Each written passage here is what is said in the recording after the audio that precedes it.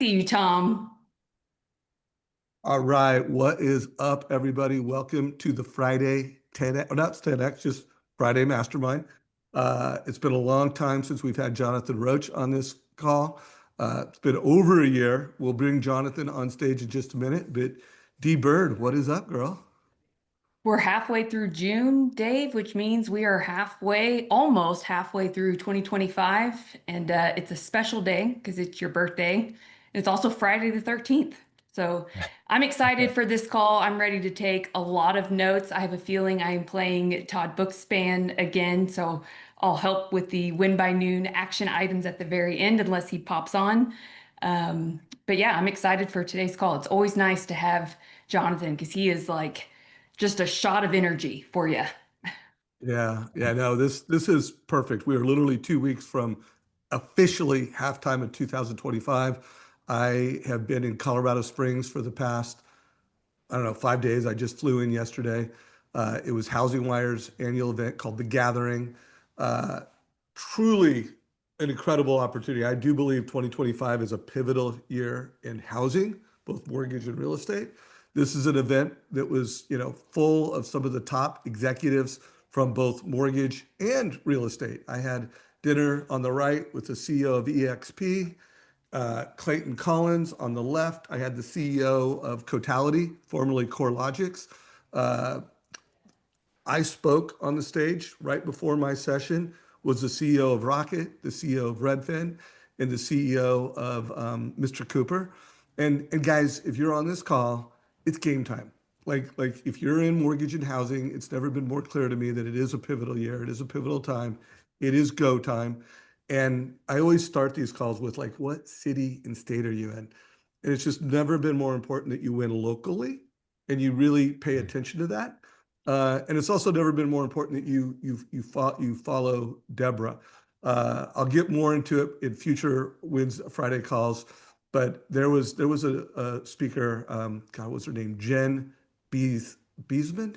I'll put a link to her YouTube channel in a few minutes when I'm not talking, but she's killing it. I mean, just killing it on YouTube. It's a must-watch YouTube channel for all mortgage and real estate professionals. But with that said, it's time to bring in Jonathan Roche before we get into the topic. Jonathan, it's been over a year. Why don't you just give everybody an update as to what you've been up to? Yeah, first I'll do 15 seconds and why I'm in my car, getting a new generator put in our house, no electricity, having a pool put in, a lot of moving parts. So I'm in my driveway on my laptop here. So apologize for that in advance. Really excited to connect with you guys. It's been a while. What Dave just mentioned, I'll just jump in on that real quickly, which is a lot of you have probably been focused on tactics around how you earn the opportunity to serve families. In today's coaching call is really about the idea of being a world-class preparer of your energy and your state and your vibe and bringing that to what you do as a world-class mortgage professional. And yes, the scripts, yes, the way in which you engage these potential families, all that's important. You've got to be an authority.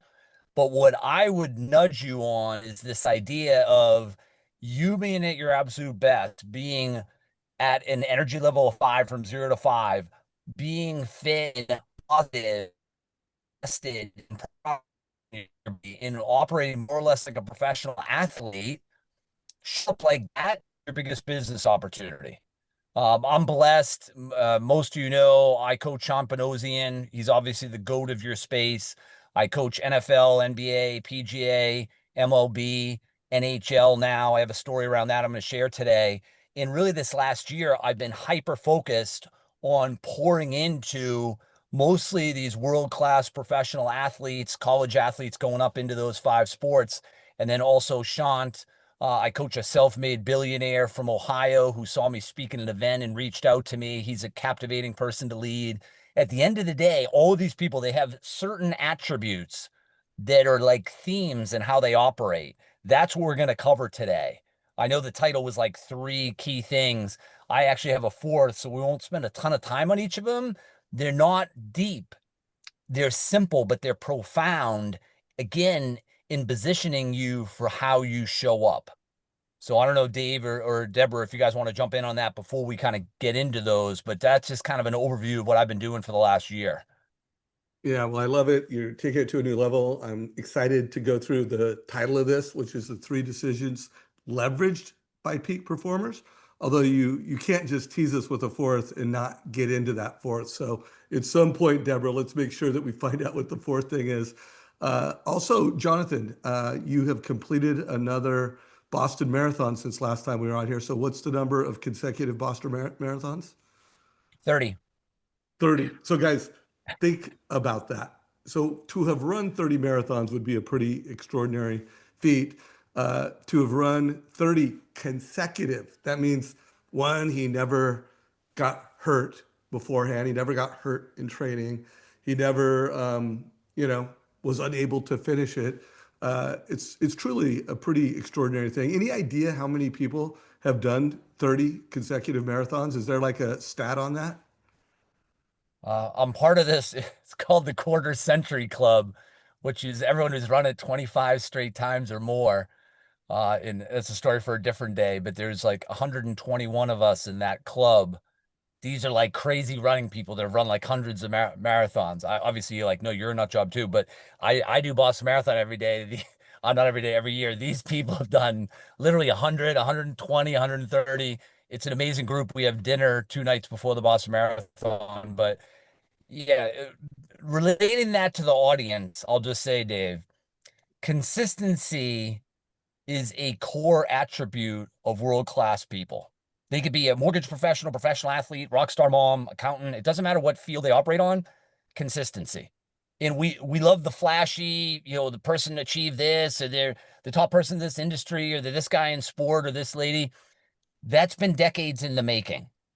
And I have a front row seat on that with some of the most amazing athletes on the planet and executives. And we see the finished product, but it's that consistency. Sean wakes up at 4:30 in the morning. And a lot of people are like, I wouldn't do that. And I don't mean it rudely, but it's like that's why he's Sean Panosian. I don't do that. I get up at 6. 6 is good for me. But Sean's already been up for an hour and a half. But I coach him every Tuesday morning at 6:30. He's already like been up. He's been up for 2 hours. Consistency is how you achieve these what seem to be profound things in most importantly personally but also professionally, and that's a thing that people overlook. That's not one of the four things we're going to go through today, but I appreciate what you said about the Boston Marathon. But I've just been consistent. I just show up and do it and do it. And one thing I'll mention, and this may be one of the key takeaways for the audience for today, and this is one of the four, so I'm going to jump in on it, which is embrace discomfort. That's one of the decisions that world-class performers do. They actually embrace discomfort. Instead of leaning out, they actually lean in. And what I like to tell people I'm blessed to serve, including all of you today, is your relationship with discomfort will determine how much of your potential you reach.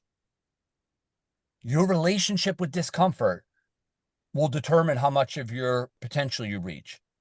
Like, again, I keep going back to Sean, but I could name a bunch. I don't name athletes I'm blessed to serve, but it's like these athletes, they don't shy away from discomfort. They lean into the training opportunity of discomfort. I have a bunch of guys playing the US Open right now. They're trained in discomfort. They're trained in this, like, it's getting uncomfortable. And once you get comfortable being uncomfortable in front of the Smiths, in front of the potential, the top real estate professional in your area, you have a vibe about you. And the term I use is it's mentally light. Mentally light is the opposite of stressed. Stressed is like, I gotta have it vibe. And it's like, something's weird about her or him. Why is they, but mentally light is, you are world class at what you do. Not in like an arrogant or annoying way, but in a confident way. Does that make sense? It makes so much sense. And I want to call out a few things in the chat. So Wendy made a comment, thank you for running for cancer. And if you have listened to all the interviews I've done with Jonathan, you'll know that we're not going to go down this story right now, but there's a big why, and you find that the people that become super successful and super elite, they have a very deep why. They have a very personal why. It's extremely authentic. I had the opportunity last week. I did a walk and talk with a current active duty leader of SEAL Team 6. And I mean, and we talked about, getting through buds, and we talked about what it takes to become someone like that. It's about the why. It's Mm. not about who has the best fitness. It's not a, he was telling me stories. Like, part of his job is when people come into the teams to figure out what team to put them on. And he just went on. Like, we spent a lot of time talking about the why. So I would push everybody. I don't know if that's going to be one of Jonathan's 3 or 4, but I do think that call out by you, Wendy, and then Deborah, you kind of piled on that with calling that out. Why is super important. One more thing on discomfort, and I'm gonna give it to you, D Bird, see if you want to unpack anything there. But coming out of the time that I've spent reflecting over the past, I don't know, 2 weeks that I was preparing for the presentation I gave at Housing Wire, where I had the head of lending intelligence for JD Powers. Him and I did kind of a podcast on stage around above the funnel.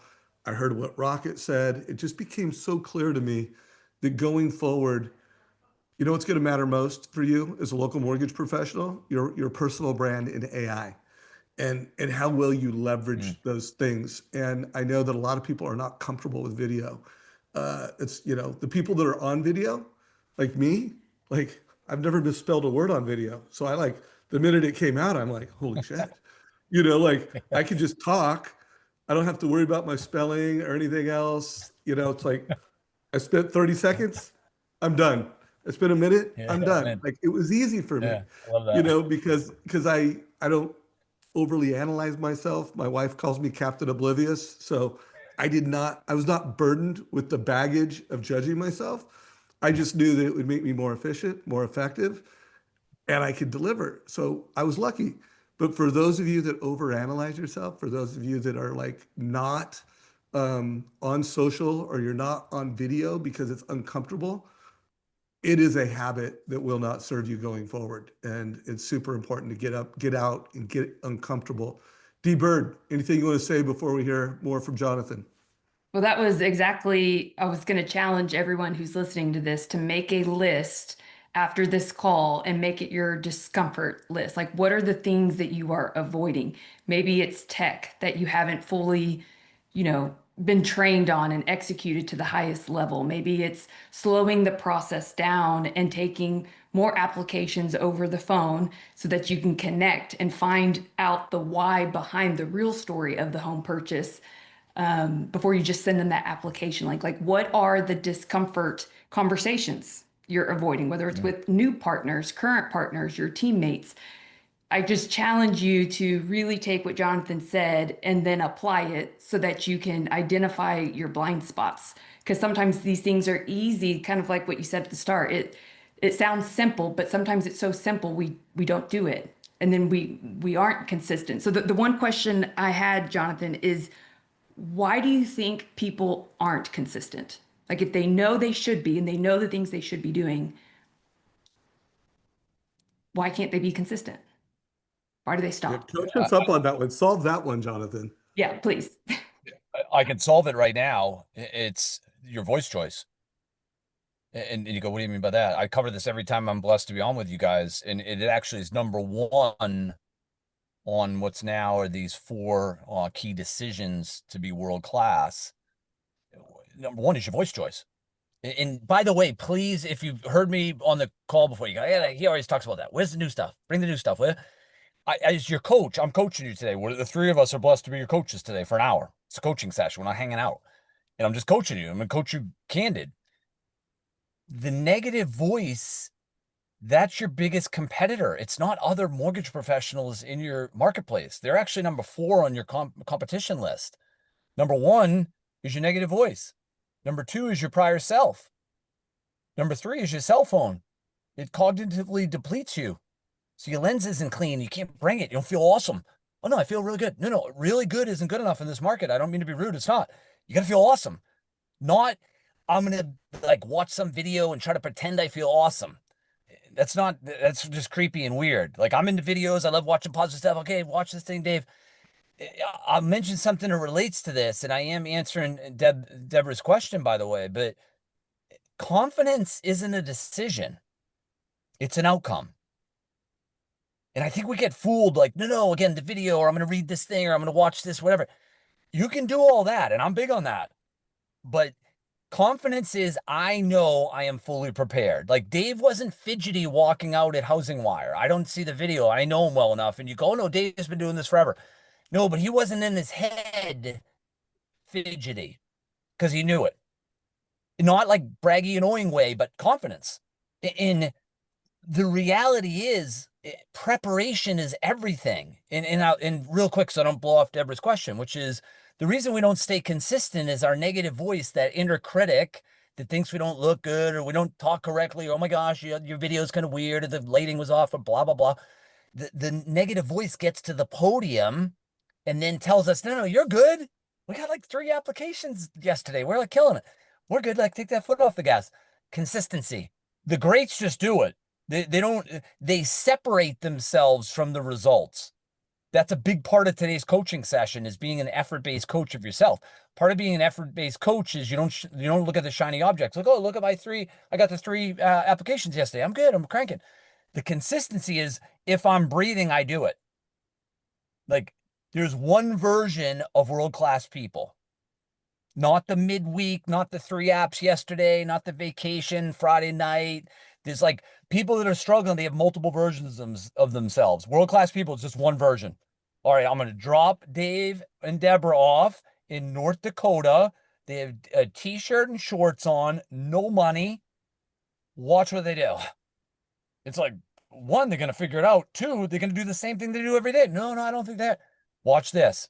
We get these creepy cameras on them. Watch you guys. Watch what they do. Just consistent, one version of themselves.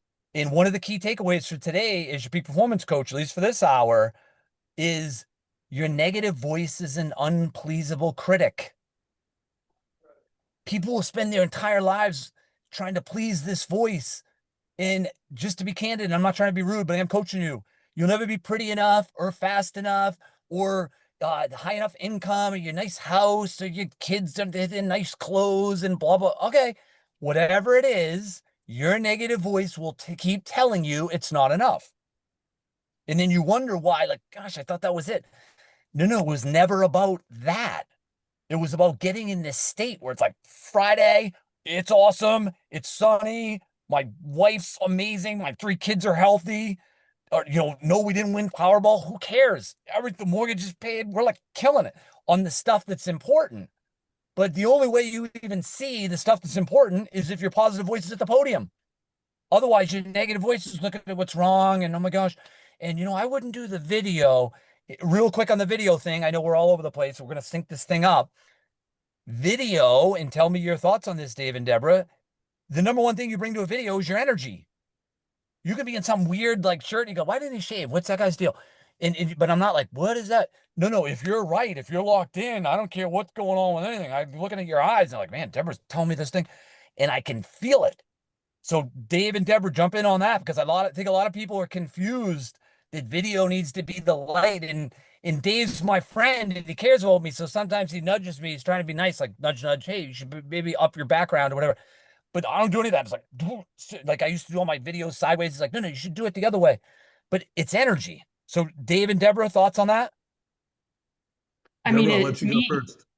yeah, you're exactly correct. And you can almost tell those who it's like a chore. They're just checking it off of a to-do list where, sometimes I have to shake my clients and tell them as soon as you hit record, it's like they will go dead and they don't smile. And I'm like, do you even like your job? Because you're so nervous and you're so fixated on what people on the other side of the lens are thinking instead of just serving, that you end up becoming like a robot. And Yeah. your energy is the currency. Like there's a certain level of trust and conviction that you can convey with your tonality and leaning in and the eye contact.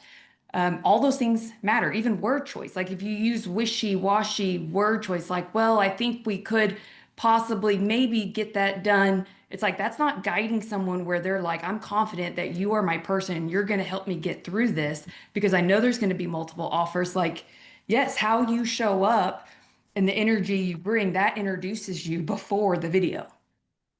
Mm-hmm.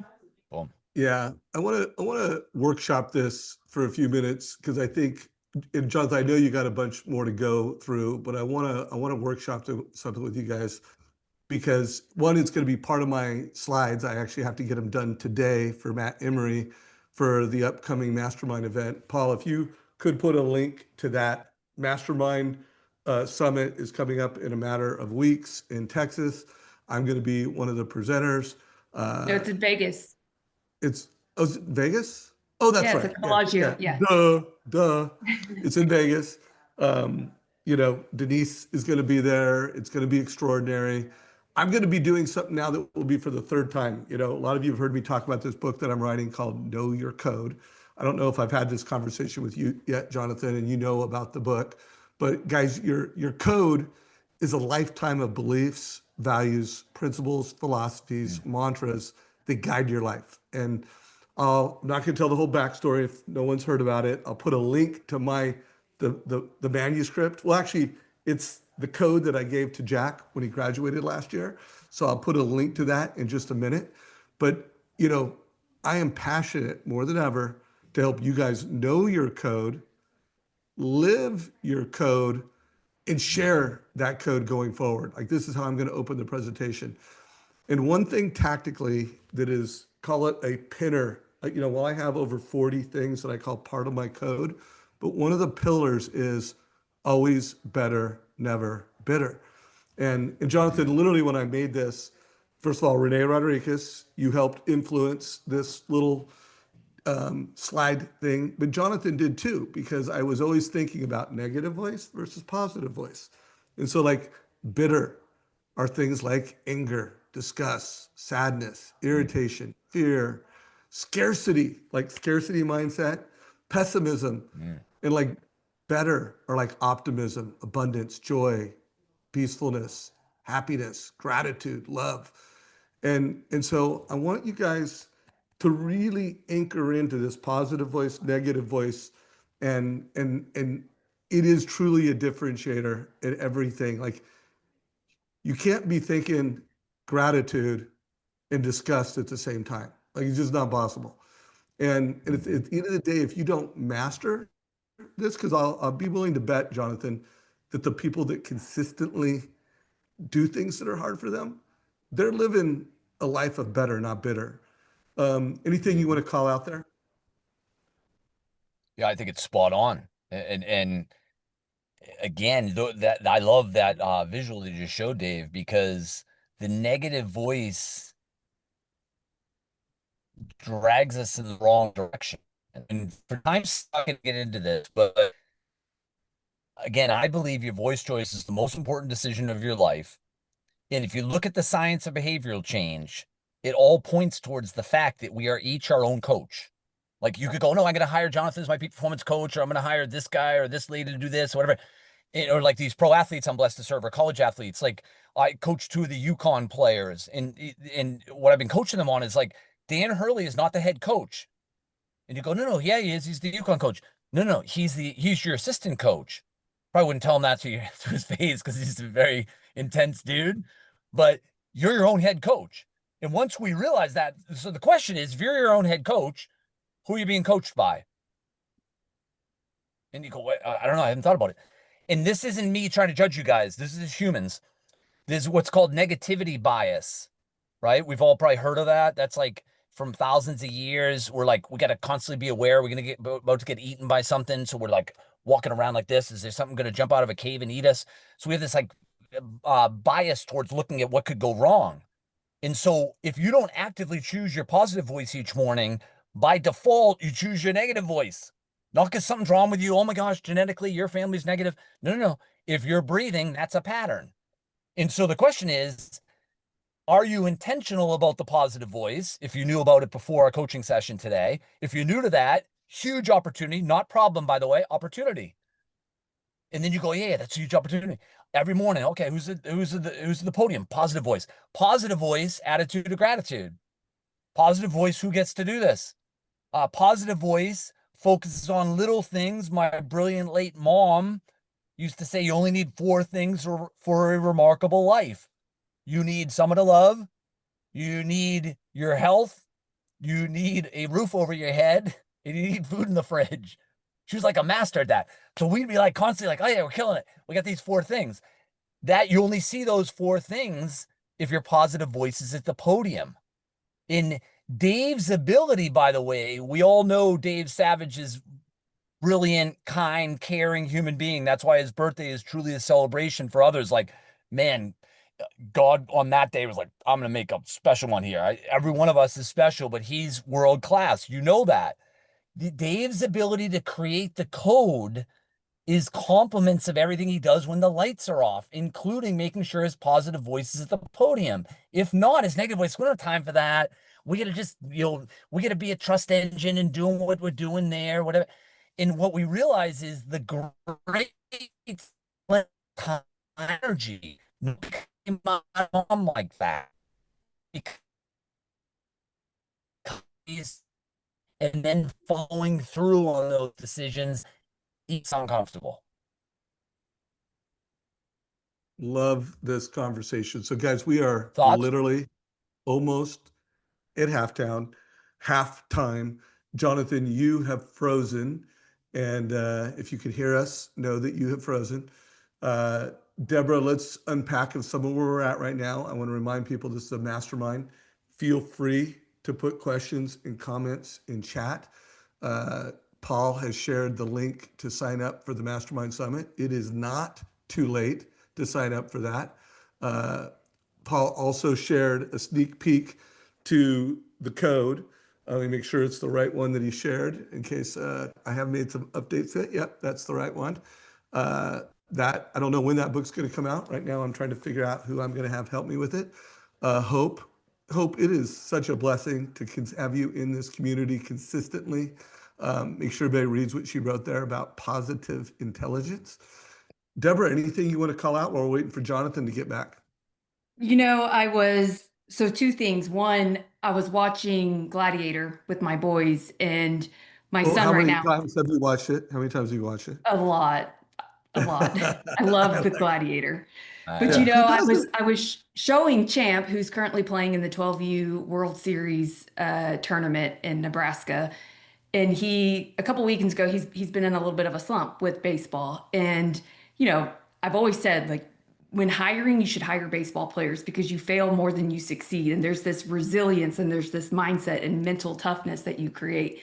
But anyways, long story short, he was talking about how he's not the tallest kid, he's not the strongest kid, he's not very big, but his effort in his fight is mighty. And so as we were watching The Gladiator, I was showing them, like, look at the boy. He wasn't the biggest guy in the arena. He wasn't probably the fastest or the strongest, but he had the heart. He had the grit. And there's a little bit of a chip on your shoulder where if you're fighting for something bigger and greater, like strength and honor, what they kept saying, it's not always the size of the dog in the fight, is essentially what I was telling them. And then we watched the Red Sox documentary, and it made me think of the negative voice choice. And I was really amazed at when they would mic the athletes up, and I think his name was Jaron Duran, and how negative his self-talk. Like, here's a professional athlete who made it to the All-Star game, and he makes one error and he's like, gosh, I freaking sucked. And just, was very hard on himself, which is often kind of what my son will do as well. Like, he's walking up to go hit and he's like, I hope I don't strike out. I hope I don't strike out. And I'm like, well, you're going to strike out when you're saying that, like, just focus on the ball going to center field. And so those are the things that, if your words that you said to yourself were public and like everyone could see the little thought bubbles, or maybe it was written all over you, what are those things that you're saying, not only to yourself, but about others? Like, do you start each day with gratitude? Maybe it's a challenge for you to show that gratitude to yourself, but what about getting online and, commenting on someone who is putting themselves out there, who is brave, who's showing and educating? Like, are you catching people doing the right things and focused on good?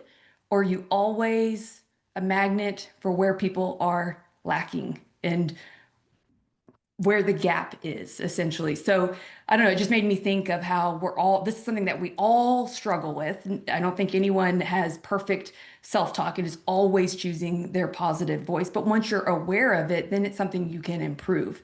And so again, challenge you guys once you make your discomfort list, start catching your negative voice and maybe jot those things down and then rewrite them in a way that serves you. Because any thought that's not serving you, in my opinion, should be, removed and then rewritten where it can serve you.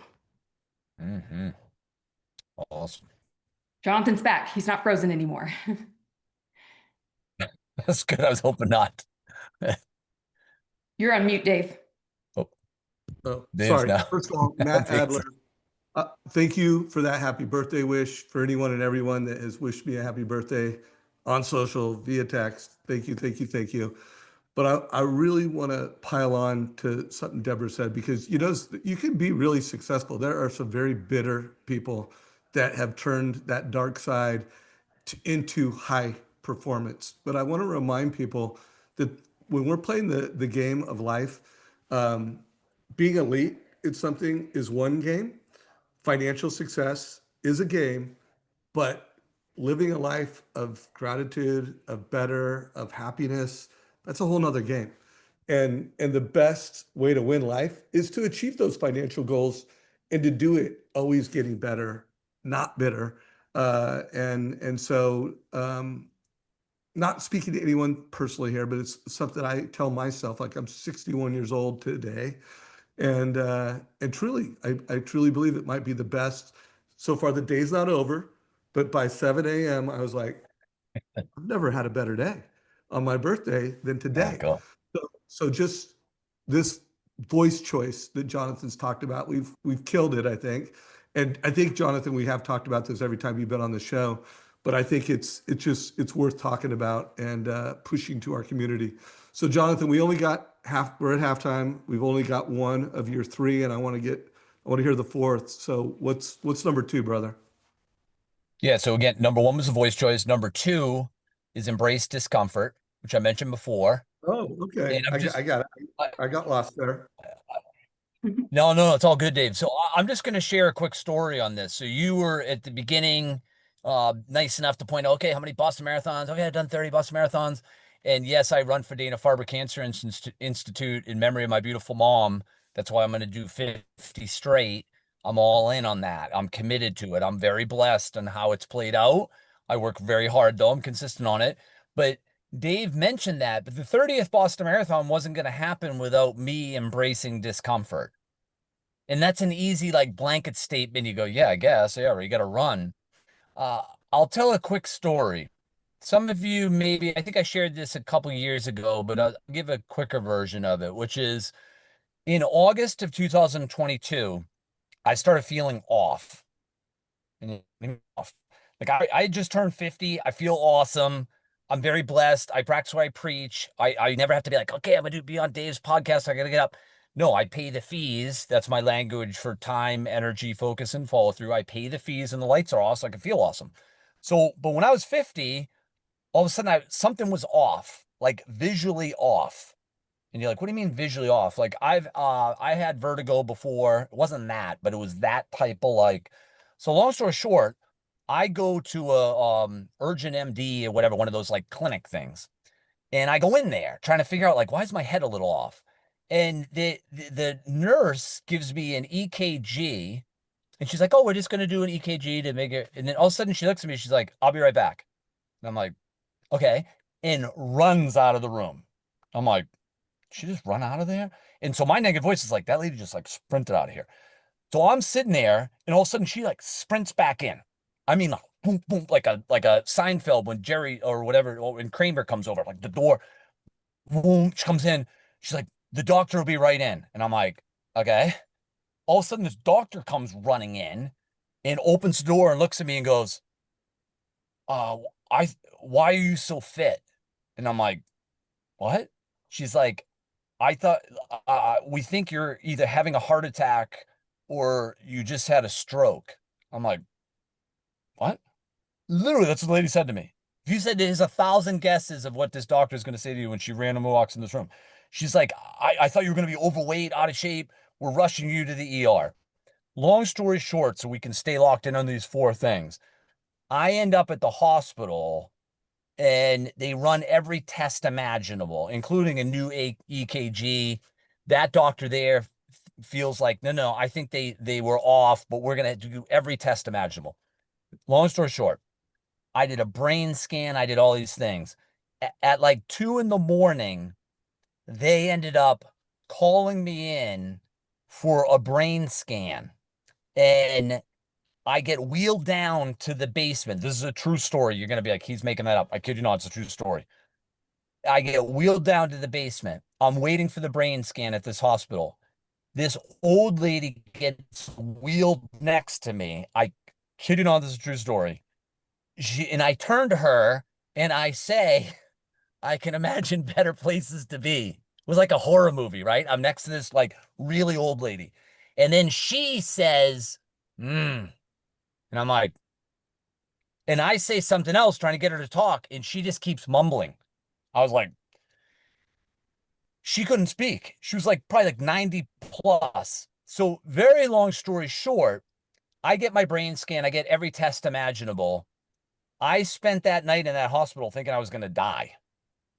Like, I literally thought I was going to die. I thought I was going to, like, marathon runner who keels over. Like, I thought I was going to die. And that hospital changed my life. And you can be like, what do you mean by that? It was the wake up call I needed. I was going a million miles an hour. And I feel like God was like, if you're not going to slow the bus down, watch, I'm going to scare you to the edge of comprehension. I'm going to get you to pay attention. Because the doctor came in the morning and he said, the good news is we didn't find anything. Um, by the way, my negative voice is trying to get fired up because the electrician's alarm is going off. So sorry if you're like, um, by the way, I don't care about the alarm in because my positive voice is pumped to be coaching you guys. But long story short, the doctor says the good news is we couldn't find anything. The bad news is we couldn't find anything.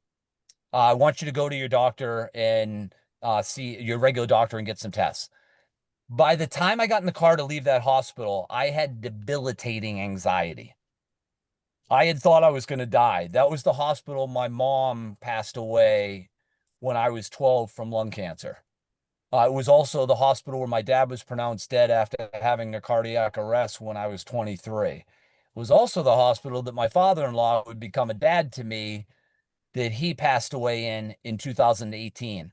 And I spent that entire night not being able to sleep because this alarm kept cranking off because my resting heart rate is below 50. And I literally thought I was going to die. And by the time I left there, I was so jacked up in my head. I couldn't drive. I couldn't run. I'm coaching these world-class professional athletes and other executives. I'm trying to leave my house. I got 3 kids.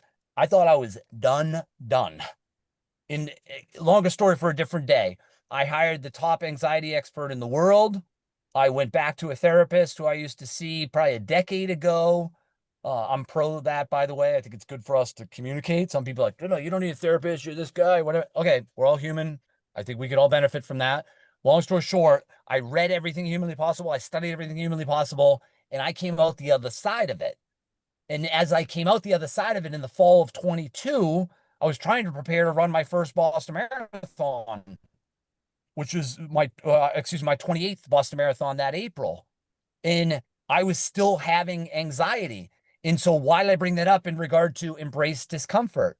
I kid you not, I used to say to Karen, I'm going to trip up my anxiety on purpose, then I'm going to do my long run.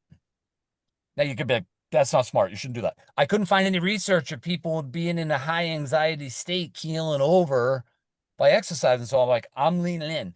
I did my 16, my 18, and my 20 in extreme anxiety. And you go, why would you do that? Because I needed to be prepared if that happened on Boston Marathon Day. So Boston Marathon Day, I wake up in the morning. This is April 23, by the way, only 2 years ago. A lot of times we go, oh, this positive peak performance guy. Everyone has this stuff. I'm not trying. That's not for my negative voice. That's my positive voice serving you as a coach. We put people on a pedestal that energize. Oh my gosh, Sean Panosian's perfect, or Dave's this, or look at Deborah looks like a model, and Jonathan's this guy. We've all got our stuff going on. Everyone's been to dark places. The question is, who came out? And so I had trained in discomfort, which is the real point of the story. Boston Marathon, I feel good. Drive there. All right, I'm good to go. I go to my friend's house. It's a mile from the start. I feel awesome. Everything's great. Oh my gosh, I got this. Haven't had anxiety since January, which I had on a stage, by the way, in front of 1,000 people, but that's a story for a different time. And I walk out of the house. Okay, thanks again for having me. Whoom. It was like the anxiety came out of the bushes, like, oh, you think you're ready? Watch what happen. I'm gonna take you out right now. And whoom, probably the worst anxiety that I had since the hospital. And I'm about to start the Boston Marathon in 25 minutes. And so I had this drag out battle with my negative voice and anxiety trying to get to the starting line of the 2023 Boston Marathon to run my 28th time in memory of my beautiful mom. But I was trained for I was trained in knowing I could run the whole Boston Marathon in a high anxiety state because I had done it all spring. And I'll end with that. We have to look for opportunities to purposely lean in on discomfort. Our negative voice wants us to shine away. Don't do that. Lean in, make the call, do the video, go to the mastermind summit, get in that room, be the most positive, energized person in there, mean it. And what happens is the uncomfortable becomes comfortable. And when you are comfortable being uncomfortable, you are unstoppable. Love this, Jonathan, and I love the way you anchored this with a story. I mean, beautiful and brilliant. Thanks, Dave. Yeah. It also it reminds me of I was listening to a podcast yesterday and they were talking about how the biggest mystery is how like two people could experience the same event. Like the whole identical twin story of the dad who was an alcoholic that you look later in life and one becomes just like their dad is an alcoholic and they're like, "Oh, why are you not and why are you an alcoholic?" And they say, "Oh, because my dad was one." And then the other one was the exact opposite. And they said, "Oh, well, why are you not?" And it was because my dad was one. And so how the mystery behind how people can respond differently to the same trauma. And something that this psychotherapist had said was the only thing they can equate it to is the biggest difference maker of those two outcomes is having someone who believed in them. And it's usually a coach, a mentor, a teacher. It's usually not a family member because that's too close. And sometimes they're the ones that could have created the trauma. But who do you Mhm. have in your corner, whether it's a therapist, a performance coach, a mentor? Do you have someone? And then even, my second question would be, who are you choosing to believe in who may have forgotten how to believe in themselves? Like who could you uniquely see Mhm. today, Mhm. this weekend, Right. especially with Father's Day coming up this weekend, and maybe not everyone has the best relationship with their dad. Maybe you do, but who needs love in your life that if you chose to just give that, imagine the impact that it could have not only on yourself but them as well. Mm-hmm. Mm-hmm. And deep, Awesome. deep thoughts, man. What a great call we're having. I love this. Jonathan, we are now third quarter. We are going into the fourth quarter. We all know, no matter what sport we're talking about, games are not won and lost in the first half. And there's always, what did we learn? What adjustments did we make coming in the second half? By the way, they're not won in the second half. They're won in the fourth quarter. They're won and lost in Mm-hmm. the fourth quarter. And sometimes the last 2 minutes of the fourth quarter, sometimes the last minute, sometimes the last 10 seconds. So knowing that we've got the fourth quarter coming, and I know how involved you are in sports right now. You've been in some locker rooms over the past year. You've been involved in some very high stakes games. Fourth quarter, close us strong, bro. Yeah, I think I believe the most important part of this call is about to happen. That's not to speak down to what we've already covered, but this next statement I believe can be life altering for you, which is a ridiculous statement, but it's the right statement, which is your pace determines your ability to see, hear, learn, innovate, and lead. So, real quick again, your pace determines your ability to see, hear, learn, innovate, and lead. Now, here's the key part though. The pace is two things.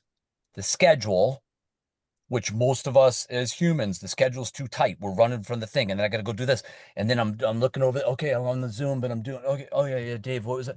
And your pace, your schedule, but your schedule is only 20% of the opportunity here, I believe. 80% of the opportunity is your cognitive pace, and here's why. Your cognitive pace. How much is the negative voice? I have 4 different versions of the negative voice we're not going to go into. One of them is the overthinker. Man, why I thought the Smiths were in. I can't believe I got that weird email. I can't believe they're out. That's not good. I thought they were so. And then you keep going over it. No, no. We already mined the gold and figured out why the Smiths moved on. We're talking to the Joneses here. We're not talking to the Smiths anymore. We got to stop thinking about that. And the brain keeps going, overthinking and distractor and all this stuff. Our brain represents 2% of our body weight, and it uses 25% of our energy. This may be a key takeaway from the coaching session today. The brain's an energy hog. 2% of our body size, 25% of our energy. When you're in a high stress state, so think of these pro athletes, these professional athletes I'm blessed to serve.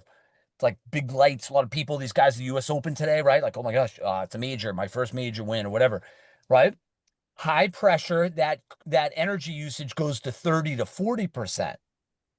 And this is, I'm not some brain doctor, so don't misinterpret me like, now I'm the brain doctor. No, you're not. You're a peak performance coach, but let me be candid with you. We don't end our day with our quad. I'm not texting Dave, man, how about Dave? My quads are killing me. How about you? And then Deborah jumps in. I know mine are really tired. No, we're not professional runners. We are cognitively tired. At the end of the day, it's like, oh my gosh, just some chill. And the negative voice tries to sneak to the podium. We need some wine. We got to drink some wine, or we got to chill. I'm not micromanaging you, but a lot of times we end the day cognitively depleted because our pacing is off. I believe I'm world class at pacing. I've done 12 Ironmans. I've done 30 straight Boston Marathons. That's exactly the pace. The guys at the US Open right now are nailing their pacing. I use this language: sit around like the boxer, take a bunch of punches for 7 or 8 rounds, and then drop them. That's what they're doing. They're sitting right around. They're not trying to rush to the front of the leaderboard. They're just nice, confidently nailing their pacing, most importantly, cognitively, but also schedule wise. And then it loops back to what I'm coaching you on, which is then you can see, then you can hear, then you can learn, then you can innovate, and then you can lead. If your pace is too rapid and we try to dabble in those things, it's not going to happen. Deborah, Dave, So thoughts? Jonathan, are you saying the two things to pacing is schedule and then the cognitive part? Or Yep, is bingo. cognitive? Okay. No. Yeah, 20% of it, Deborah, is your schedule, but 80% is how much you're juggling in your mind. Yes, I can see that. Okay, so was that number 3 for That was number the third? 3. Yeah. Dave, any Okay. thoughts on Okay. that? I mean, there's so much to unpack to that. One of the, and I'm going to try to do this quick because I don't want to take too much time away from Jonathan's closing quarter, but it is so important. So, how many people on this call right now, and I want you to give me a thumbs up if you've ever heard of the OODA loop? Like, oh yeah, I know what the OODA loop is. The OODA loop, OODA loop. So it is a military term, and I highly recommend you put it in AI. What is the OODA loop right now? You Google it. What is the OODA loop? It's called Boyd's OODA loop. I'm not going to give the backstory right now because that would take me a minute or two, but it's observe, orient, decide, and act. OODA loop. I first heard it from a stage about 15 years ago from an Air Force pilot. It was developed, it's called Boys OODA loop there. But when I was talking to this Navy SEAL on our walk and talk a week or two ago, I was kind of practicing. I'm going to do a podcast called, Know Your Code, and I'm going to interview elite people on, because everybody has a code. Some people have better codes than others. Some people have bad codes. Some people have a code and they don't live their code, but everybody's got a code. But I was trying to find out, like, what's really served you? What's like a pillar code to a SEAL team leader? And it was the OODA loop. It came out like that was the pillar code that he says, not only, when I'm on an operation in a mission, not only when I'm training, and that's all they do is train and be prepared for operations, but he goes, it's in my personal life. It's in everything I do. I'm just always OODA looping.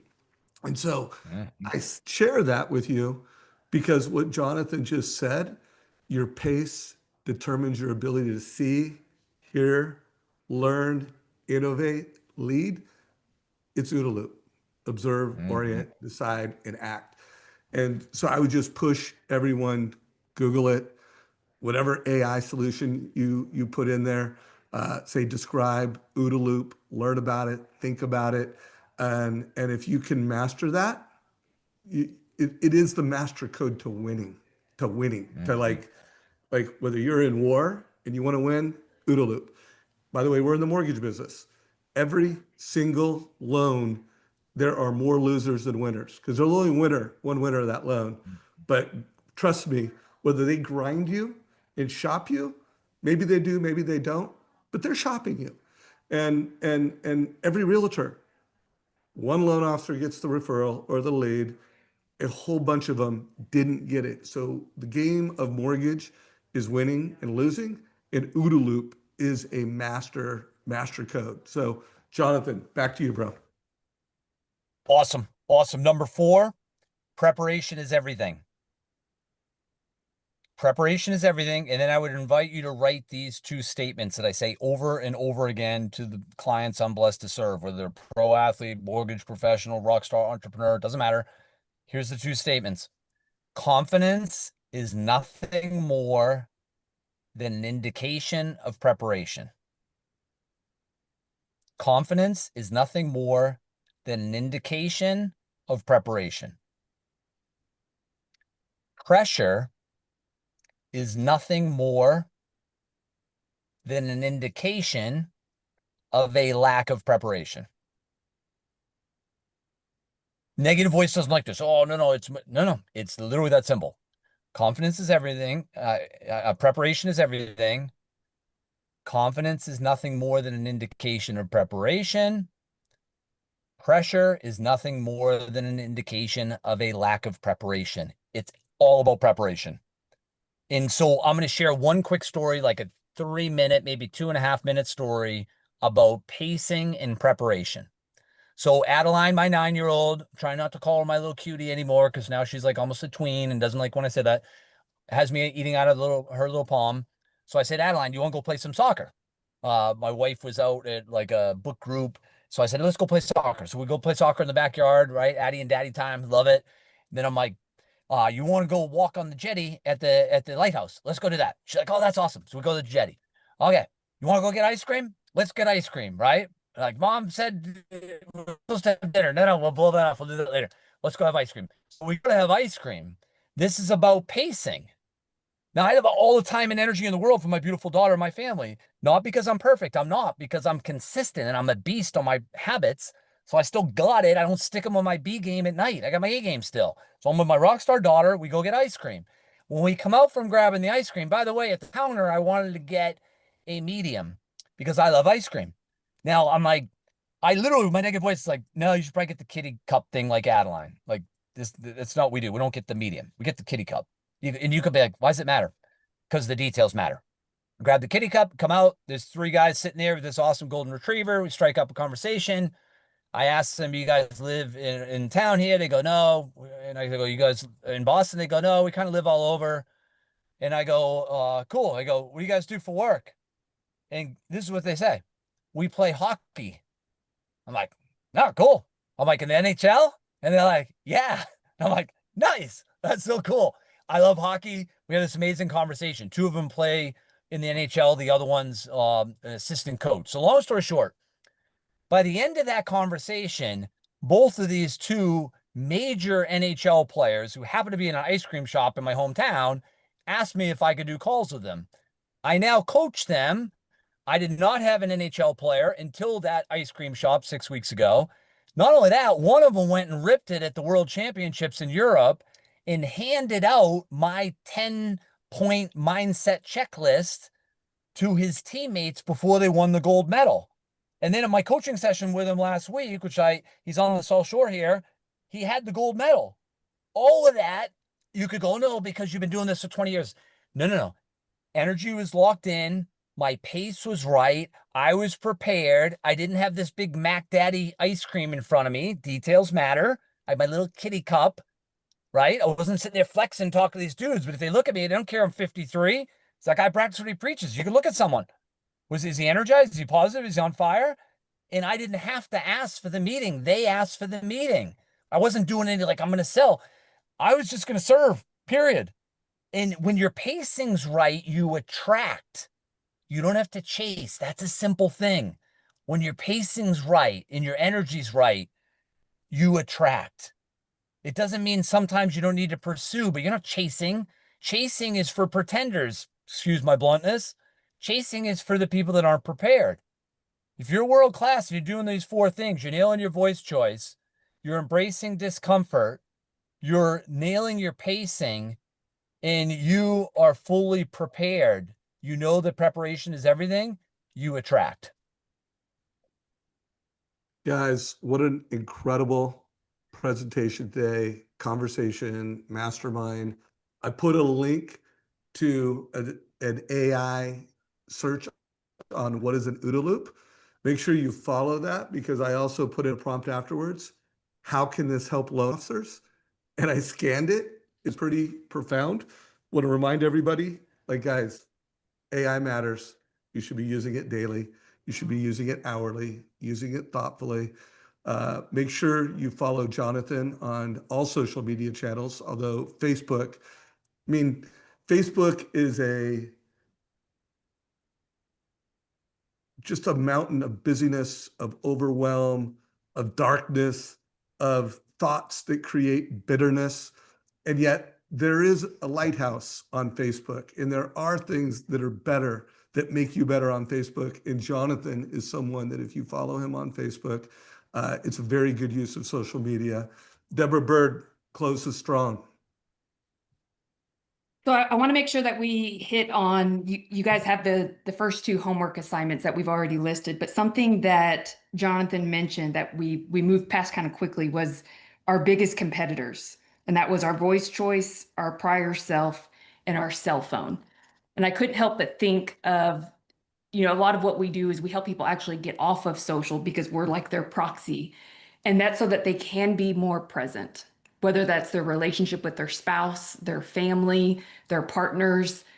There's a loneliness pandemic going on where, we've never been more connected than ever, yet you go to dinners or maybe in your own home and you look at people and they're just on their phone like this. So when you said cell phone and then I started to think of connection and Wi-Fi because you started to freeze a little bit, I thought this is why some of us are so starved for human intimacy and connection is because it's the fake connections. It's all the followers maybe online where we're not going deep with those that either work with us or for us. And it's because we're mentally distracted. We have too much on our schedules where we can't just be present. And it reminded me of, when my mom was struggling with Alzheimer's, if you've ever had someone in your life like that, it can feel like you're talking to them, but they're not there.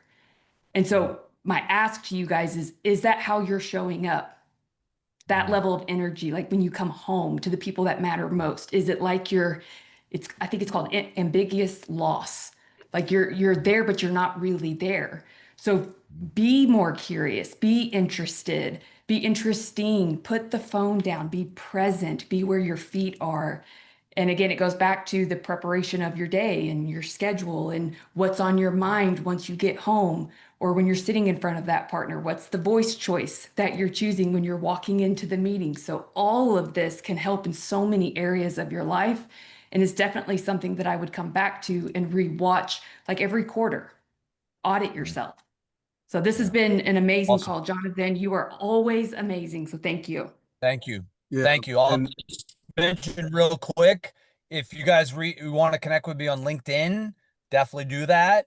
And then also you can go to peaklockin.com if you want to look at anything as far as coaching, keynote speaking, any of that. I'm very blessed. I'm not trying to, I need new clients, whatever. I love serving. So if you're committed to being at your absolute best personally and professionally, love to connect with you. If I can serve you in any way, And don't worry, it wouldn't be a sales call. It would be a pour tools and strategies into you. Reach out to me, but just know I have your back. I love it. I love this hour. I'm a huge Dave Savage fan. I'm a huge Deborah fan. You two are world class. Dave, on your birthday, thank you for investing an hour of your time with Deborah and I and into the community. You are a gift. And to the rest of you, if you were going to quit the mortgage industry, you would have already quit. We're at like mile 25 of the Ironman marathon. We're catching and beating. At this point, this is what I say to myself during these events.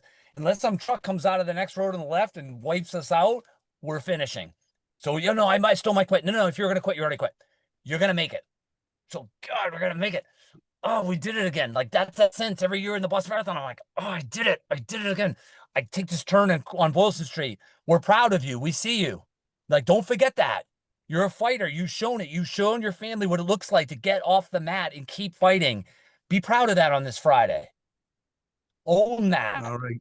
Well, we don't want to hear what's going wrong. You survived. You're going to make it. What a great close for the day. Always better, never bitter. Follow Jonathan on both LinkedIn, Facebook. If you're watching this on YouTube, there'll be a link to learn more. Go to peaklockin.com. Jonathan, you're nothing but pure value. I love you, brother. Take care. Thank you for today. Love you too, This is Dave. a wrap, everybody. Happy birthday. Take care, everybody. Thank you. Appreciate it. Have a good one, y'all. All right. Awesome. Thanks, Dave. See you, buddy.